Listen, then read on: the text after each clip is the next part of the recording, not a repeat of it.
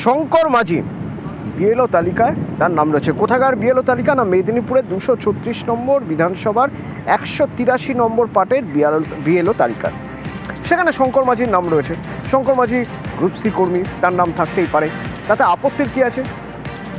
বিজেপির আপত্তি, কারণ বিজেপির দাবি এই শঙ্কর মাঝি শুধু একজন গ্রুপ সি কর্মী নন, তৃণমূলের একজন নেতা।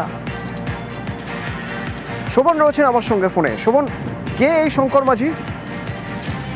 অতটা দেখো, এই শঙ্কর মাঝি যিনি রয়েছেন, তিনি পশ্চিম মেদিনীপুর সাংগঠনিক জেলা তৃণমূলের সাধারণ সম্পাদক পদে রয়েছেন। পাশাপাশি তিনি একটি সরকারি কর্মী ও গ্রুপ সি বিভাগের কর্মী, এবং মূলত এই কারণেই কিন্তু তাহলে তার নাম বিএলও। একেবারে এই প্রশ্নই কিন্তু মূলত তুলেছেন, এই অভিযোগই তুলেছেন বিজেপির পক্ষ থেকে। এই অভিযোগই তোলা হয়েছে এবং এই বিষয়ে তারা নির্বাচন আধিকারিক অর্থাৎ জেলা শাসক এবং মহকুমা শাসক তাকে লিখিত ইমেলে অভিযোগ জানানো হয়েছে যে কিভাবে তাদের নাম, যে একজন তৃণমূলের পদাধিকারী, তার নাম কি করে বিএলও তালিকায় এলো, সেই বিষয়টি খতিয়ে দেখার জন্য আবেদন জানানো হয়েছে। এবং যাতে করে যারা পদাধিকারী রয়েছে, বিভিন্ন যারা রাজনৈতিক দলের পদাধিকারী রয়েছে, তাদের নাম যাতে বিএলও তালিকায় না থাকে, সেই আবেদনও জানানো হয়েছে নির্বাচন আধিকারিক। ধন্যবাদ। কমপ্লেনের কপি রেডি করে পার্টি অফিসে জমা করাতে হবে ইমিডিয়েট। কোন তৃণমূল, যেরকম আসানসোলে তৃণমূলের পৌরসভার প্রার্থী বিএলও হয়েছিল, চেঞ্জ করতে বাধ্য হয়েছে। একটাও তৃণমূলের নেতা, একটাও তৃণমূলের পঞ্চায়েত তারা বিএলও থাকবে না। আমরা লিস্ট ধরে ধরে স্কুটিনি গ্রাম টু গ্রাম করছি, আমরা করতে দেব না। শঙ্কর মাঝি অবশ্য নির্বাচন কমিশনকেই দুষছেন।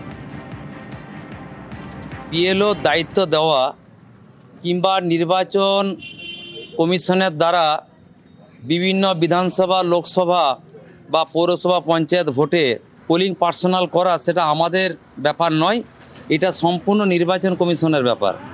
এখন নির্বাচন কমিশন, আমরা যেহেতু চাকরি করি, আমাদেরকে বিএলও দায়িত্ব দিয়েছে। তারা হয়তো জানে না যে আমি একটা পলিটিক্যাল পার্টির সঙ্গে জড়িত। আমি আবেদন অলরেডি বিডিও অফিসে আমি আবেদন জানিয়েছি। আমি কিছুই জানি না কিভাবে আমার নামটা ওখানে চলে গেল। আমি যাতে আমাকে অব্যাহতি দেওয়া হোক, আমি সেটা জানিয়েছি। বিএলওর ক্ষেত্রে যদি ওরকম স্পেসিফিক্যালি পলিটিক্যালি পোর্টফোলিও হোল্ডার যদি সে হয়, তাহলে সেই পলিটিক্যাল পার্টি যদি জানায় আর কি তাদের প্যাডে যে হ্যাঁ ইনি আমার অন্য পোর্টফোলিও হোল্ডার, এনাকে মানে এখান থেকে অব্যাহতি দেওয়া হোক, সেগুলো তো আমরা ডেফিনেটলি করে দেখবো।